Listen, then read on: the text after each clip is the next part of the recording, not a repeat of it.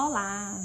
Olá, hoje estamos falando, continuando o nosso estudo, ao qual a gente está falando, restaurando os nossos lares. E hoje é muito especial, vamos começar, hoje falando um estudo, você mesmo, a gente está fazendo um discipulado mesmo à mesa, uma forma online, mas estamos à mesa. Estamos falando sobre restaurando o nosso lar, falando sobre legado, uma voz profética dentro da nossa casa. Gente, quando eu preparava o estudo, queimou muito no meu coração, uma voz profética dentro dos nossos lares. A gente tem um dizer entre os antigos, entre os nossos avós, que falava bem assim, que o discurso até convence, mas o exemplo arrasta. Isso mesmo, o discurso convence, mas o exemplo arrasta. Alguns pais, os pais, estão chegando, entregando seus filhos na igreja, esperando que os seus filhos se tornem apaixonados por Cristo, que a igreja faça seus filhos apaixonados por Cristo. Mas os nossos filhos vão ser apaixonados por Cristo quando eles verem famílias apaixonadas por Cristo. Nós, apaixonados por Cristo, nós amamos a Deus e os nossos filhos vão ver o nosso exemplo de pessoas incendiadas pela presença, pessoas apaixonadas por Cristo, pessoas que se entregam para Cristo. Quando a gente fala é que a gente, uma família bem posicionada, trazendo um legado para os seus filhos de fé, de temor ao Senhor, é muito importante. A gente vê muito na tradução judaica, eles assumindo o papel de voz profética sobre os filhos. A gente vê sobre Abraão, Isaac, Jacó, eles não perdiam a oportunidade de impor as mãos sobre os filhos e trazer destino proféticos, liberar palavras proféticas sobre os seus filhos. E a gente vê que isso foi perdendo ao longo do caminho. A gente nos colocar como voz profética, somos autoridade sobre os nossos filhos, coisas que o Senhor já nos deu, essa autoridade. Os filhos são herança do Senhor. Então, como nós perdemos esse lugar de autoridade, com voz profética aos nossos filhos, os nossos filhos perdem essa identidade, mas nós não podemos deixar. E esse vídeo é para você resgatar esses princípios que o Senhor nos fala. Que você estiver anotando, no Salmo 145, 4, fala assim: uma geração louvará as tuas obras a outra geração e anunciará as tuas proezas. Então fala que uma geração contará a outra geração as obras do Senhor. E eu pergunto para você tem contado a sua próxima geração? Você tem contado os seus filhos sobre os feitos do Senhor na sua casa, sobre as suas experiências com o Senhor?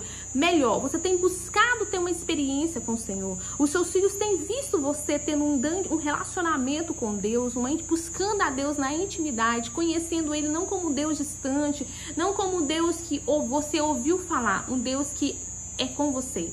Um Deus que está na sua casa, que é presente, um Deus que tem experiências, A gente fala, às vezes, de jovens que vão falar assim: meu pai me deixou uma grande herança, me deixou propriedade, riquezas, mas o que eu não quero ser é como meu pai.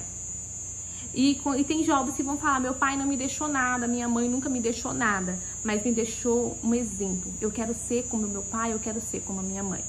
Quando a gente fala de herança, a gente fala de financeiro, Dinheiro que foi deixado, propriedades, casa, fazenda, uma moto, um carro.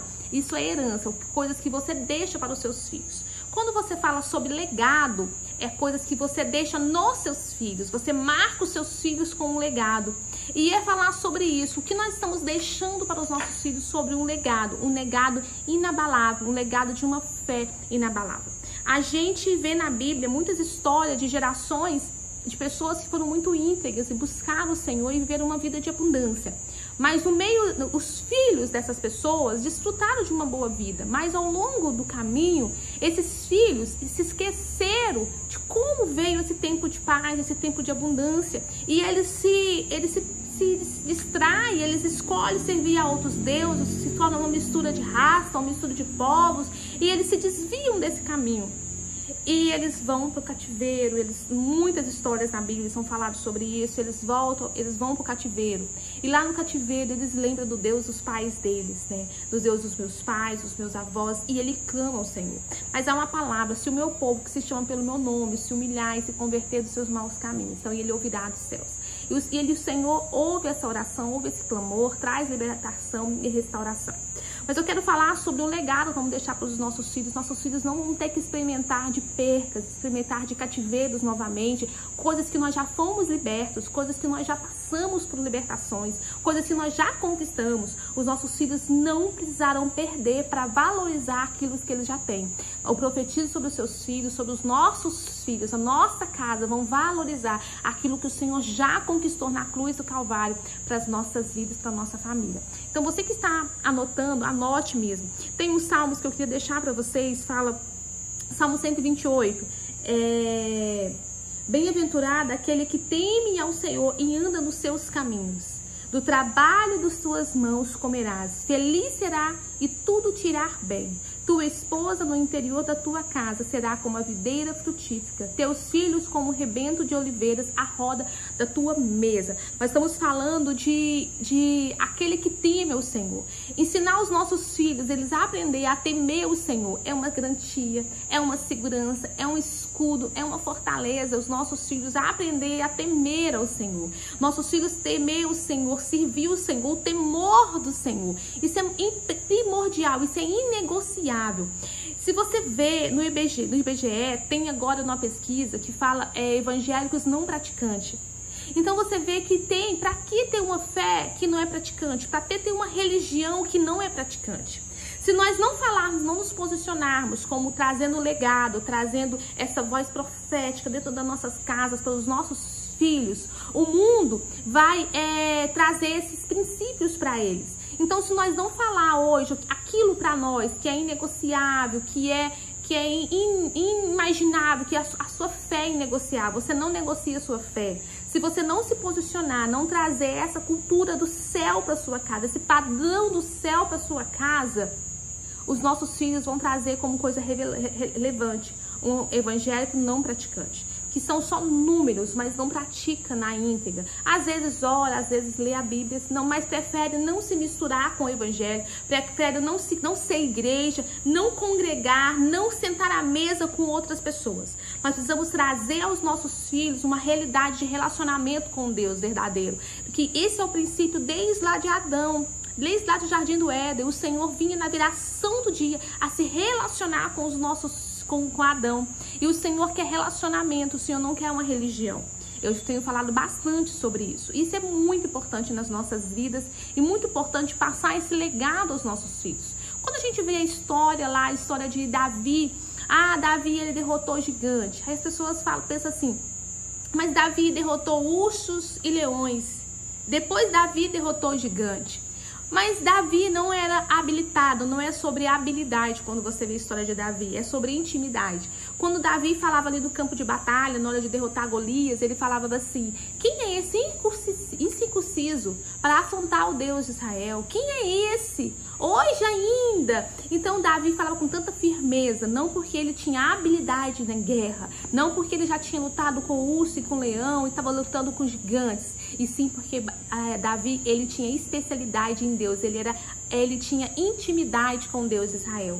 Ele conhecia o Deus de Israel porque ele já tinha enfrentado ursos e leões e estava enfrentando um gigante. Então é sobre ter essa intimidade, ter esse conhecimento do Senhor, conhecer o Senhor no secreto, aquele que travou batalhas no secreto, aquele que matou ursos e leões. Davi não era um UFC gospel. Davi ele não tinha a ver com habilidade de guerra, tinha a ver com intimidade. E o que os nossos filhos precisam conhecer é um Deus de intimidade, é um Deus da intimidade do quarto deles, é um Deus que é onde eles abrem o coração para esse Deus, onde eles têm experiência maravilhosa com esse Deus.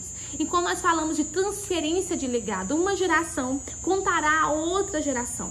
E algumas pessoas têm o posicionamento de falar assim, eu queria que os meus filhos fossem mais apaixonados por Jesus. Mas você é apaixonado? Até onde você é uma incendiária? Até onde você queima para o Senhor? Porque nós vamos gerar, né? A semente gere conforme a sua espécie. A gente vamos gerar aquele ambiente da glória, aquele ambiente do mover de Deus tem que ser familiarizado pelos nossos filhos. Quando a gente fala sobre isso, o Senhor me falou muito comigo nos 2 últimos meses sobre Isaías 61, o versículo 3, fala bem assim, a fim de que se chame carvalho de justiça, plantados pelo Senhor para a sua glória. Quando falou sobre carvalho de justiça, eu fui pesquisar sobre o carvalho de justiça, assim que sejam chamados Assim que seja, que chame carvalho de justiça. Vamos ser chamados carvalho de justiça, plantado pelo Senhor para a sua glória. Para a glória de quem? Para a glória do Senhor. Quando você vai ver sobre o carvalho, é uma árvore que ela é muito típica dos Estados Unidos e da China. Da China mais ainda. Tem mais de 100 espécies na China. Essa árvore, ela vive de 500 a 1000 anos. E o interessante dela, quanto mais tempestades, mais dias difíceis, mais tempestade essa árvore passa, mais ela é imbatível. Suas raízes ficam mais profundas. Então, quanto mais tempestade, mais se torna ela profunda. E essa árvore, ela é muito usada em Portugal para fazer aqueles barris de guardar vinho. Sabe aqueles barris, né, que a gente vê, barris, né, marrom ali, onde conserva os vinhos, porque ele traz uma boa conservação do vinho. E ela é muito, muito, muito usada.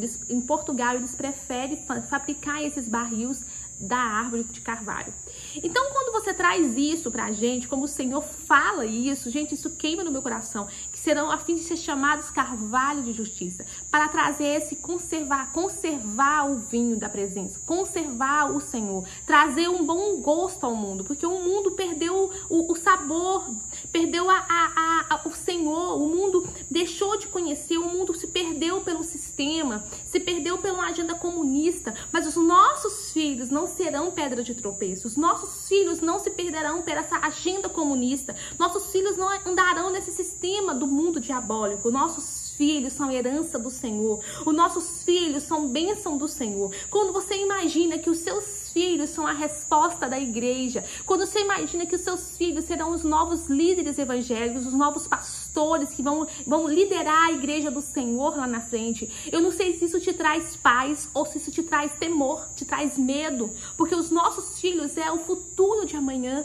E aonde os nossos filhos estão sendo posicionados, aonde nossas flechas, estamos tirando as flechas das nossas aljavas, estamos mirando rumo ao alvo, o alvo que é Cristo, ou nós estamos trabalhando, habilitando os nossos filhos para reinar em vida, mas não ir para a eternidade. Nós temos que treinar os nossos filhos, gerar nos nossos filhos um desejo, um amor para a eternidade. Então, quando nós falamos sobre essa árvore, sobre carvalho de justiça, plantado pelo Senhor, para a glória do Senhor, então nós temos que ser isso, ser essa árvore que passa por tempestades. Quando você vê lá em Hebreus 11, aqueles homens que entram na galeria dos heróis da fé, você fala sobre José, um homem que enfrentou a fome, você fala sobre Noé, que foi considerado como louco, como Abraão, um homem que teve que deixar a zona de conforto, deixar pai e mãe em uma terra desconhecida. Foram homens que foram forjados no meio da dificuldade. Você pode imaginar isso, foram forjados no meio da dificuldade. O nosso próprio Jesus, ele nasceu numa manjedoura emprestado e ele foi enterrado num túmulo emprestado. Mas nós não estamos falando de tempos difíceis. Nós temos que ensinar a nossa casa que Deus é bom. Em todo tempo Ele é bom. E mesmo nos dias difíceis, Deus é bom. Mesmo nos dias de escassez, Deus é bom. Mesmo nos dias de crise, Deus é bom. Mesmo na enfermidade, Deus é bom. Mesmo que os amigos nos virem as costas, Deus continua sendo bom. Ensinar os nossos filhos que nós cremos no Senhor, que a palavra do Senhor não vai passar. A crise passa, a política passa, os pastores passam, mas a palavra do Senhor não passará.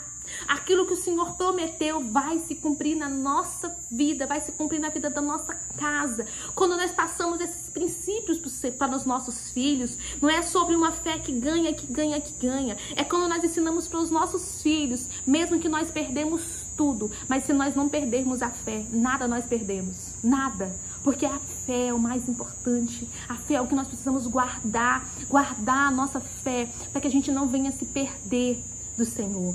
Quando nós ensinamos sobre o legado, se você se ausentar desse lugar, de passar um legado de fé, um legado de amor, de princípios inegociáveis aos nossos filhos, aos seus filhos, o mundo irá passar os seus os seus conselhos, irá passar os seus ensinamentos. Então não perca a oportunidade de ensinar os seus filhos no caminho do Senhor. Não perca a oportunidade de gerar dentro da sua casa um povo apaixonado pelo Senhor, incendiados pelo Senhor, incendiados pela glória do Senhor, um povo que não se corrompeu, um povo que, assim como Davi, que falava: eleva os meus olhos para o monte, de onde vem o meu socorro. Que os nossos filhos possam saber quem é o nosso socorro. Ele é o nosso Deus forte e poderoso. Os nossos filhos têm uma identidade com o Senhor. Nossos filhos não ser habilidosos em algumas coisas. Nossos filhos ser íntimos. É sobre intimidade, não é sobre a habilidade. Amém? Eu não sei se isso queima no seu coração sobre legado. Traz uma voz profética aos seus filhos. Marca uma voz profética. Não perca a oportunidade de abençoar os seus filhos.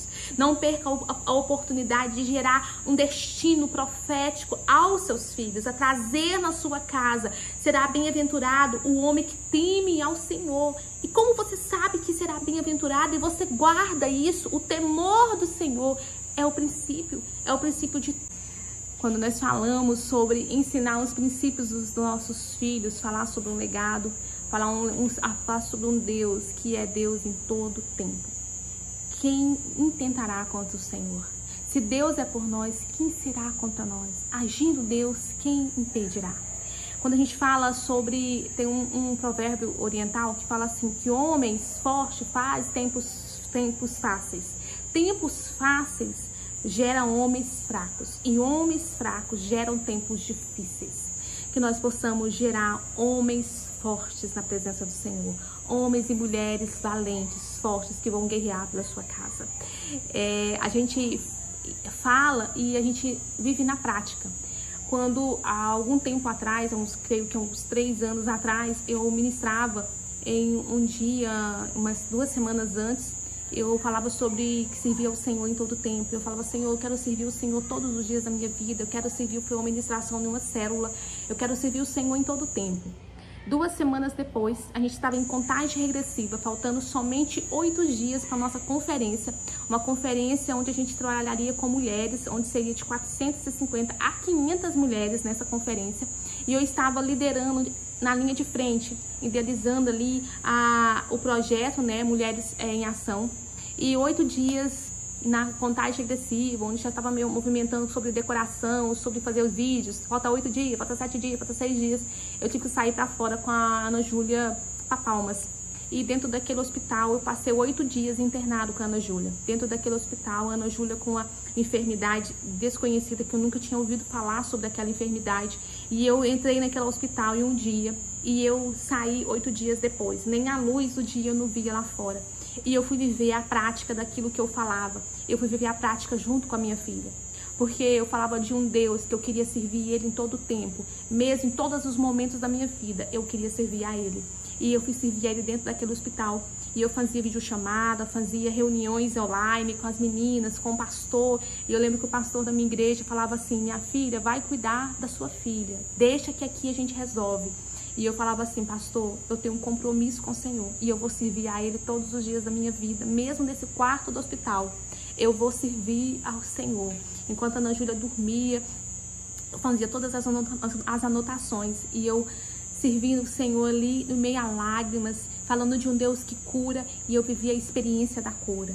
Então, você falar sobre quando você vive a experiência, você tem autoridade para falar sobre aquilo. Então, a gente pode ministrar sobre pais e falar para eles: vamos orar pelo seu filho, porque o Senhor cura, porque eu vivi a cura na minha casa.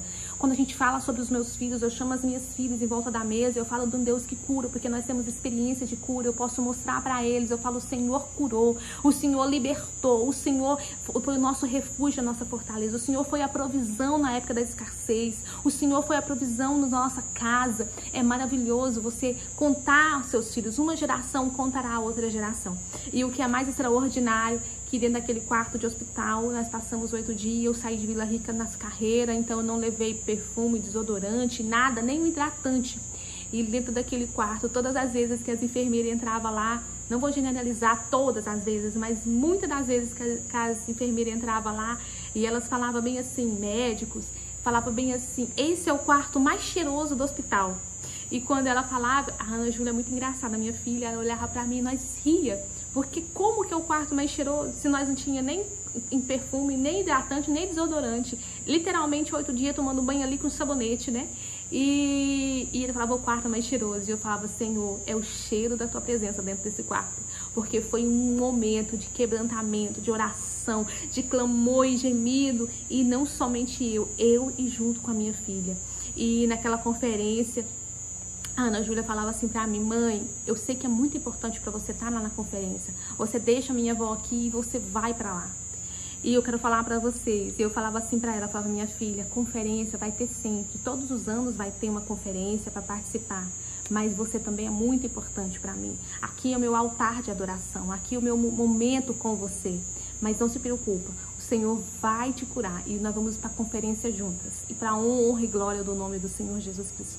Naquele ano a gente fez a abertura com esse testemunho que eu tô contando para vocês, da cura da Ana Júlia. Levantou-se uma cidade inteira de uma igreja que orava e clamava, todas as igrejas, sem placas de igrejas assembleias, católicas, batistas, metodistas, presbiterianas, igrejas em Palmas, pastores em Palmas que ia visitar ali naquele hospital, orar pela Ana Júlia. Levantou uma família para abraçar minha filha e declarar a unção de cura sobre ela. E o que eu quero trazer é a sua memória falando sobre isso. É sobre você ensinar na prática as suas filhas, ensinar na prática os seus filhos, que Deus é bom em todo tempo, que Deus é um Deus que cura, que restaura e que liberta. Mas se Ele não fazer, Ele continua sendo bom. Eles viver essa experiência com o Senhor. E a Ana Júlia, sempre que a gente fala sobre isso, ela fala, minha mãe vai contar meu testemunho. E esse testemunho é para ser contado.